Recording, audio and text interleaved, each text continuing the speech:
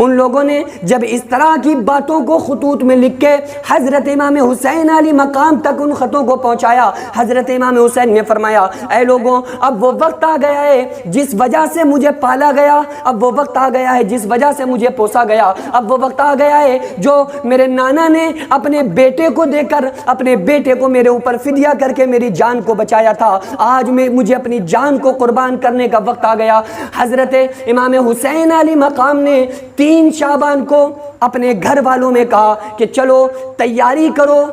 پہلے ہمیں مکہ جانا ہے، پہلے ہم مکہ میں جائیں گے، حج و عمرہ کریں گے، اور اس کے بعد میں ادھر ہی سے ہم کو پھر میدان کربلا میں جانا ہے، پھر ہمیں کوفہ میں پہنچنا ہے۔ حضرت امام حسین نے جب 3 شعبان المعظم، ایک تاریخ کے مطابق 19 شعبان المعظم کو حضرت امام حسین عشاء کی نماز سے فارغ ہونے کے بعد سب سے پہلے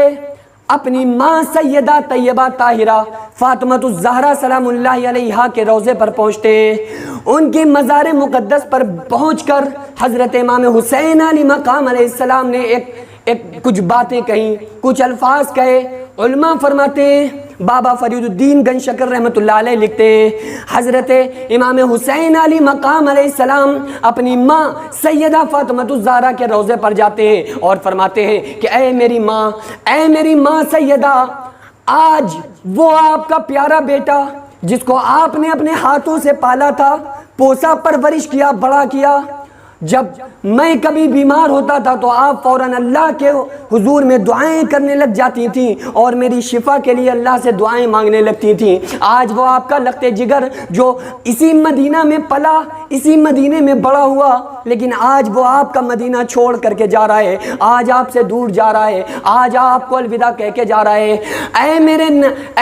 اے میری ماں سیدہ، آج آپ میرا آخری سلام قبول کر لیجئے اور آپ مجھے رخصت دے دیجئے اور آپ مجھے الوداع کہہ دیجئے۔ حضرت امام حسین علی مقام علیہ السلام اس کے بعد اپنے بھائی حضرت امام حسن علی مقام کے روضے پر پہنچتے ہیں۔ اے بھائی حسن، آج میں آپ کا چھوٹا بھائی حسین آپ سے دور جا رہا ہوں اور میں پہلے مکے میں جاؤں گا، میں حج کروں گا، عمرے سے فارغ کے بعد پھر میں میدان کربلا میں جاؤں گا۔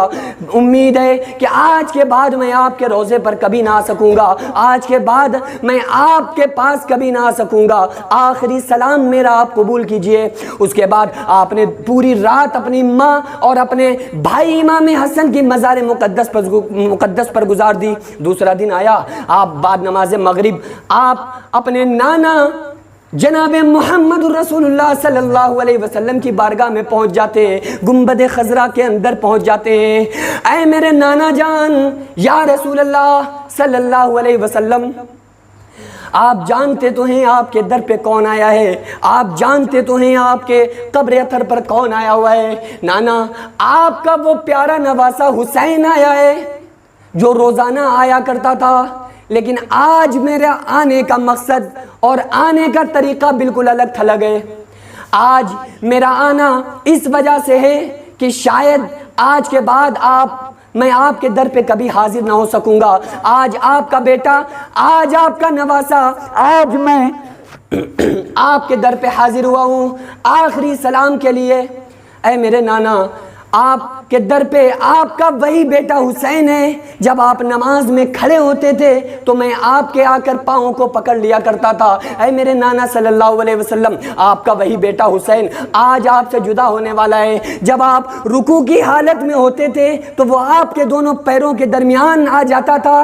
اے میرے نانا نبی، آج آپ کا وہی نواسا حسین ہے، جب آپ سجدے کی حالت میں ہوا کرتے تھے تو آپ کا بیٹا آپ کے کاندھوں مبارک پر آ جایا کرتا تھا۔ جب آپ کا بیٹا، جب میں پیدل چلتا تھا تو آپ مجھے پیدل نہ چلنے دیتے تھے بلکہ اپنے کاندھوں پر اٹھا لیا کرتے تھے۔ اے میرے نانا، جب کبھی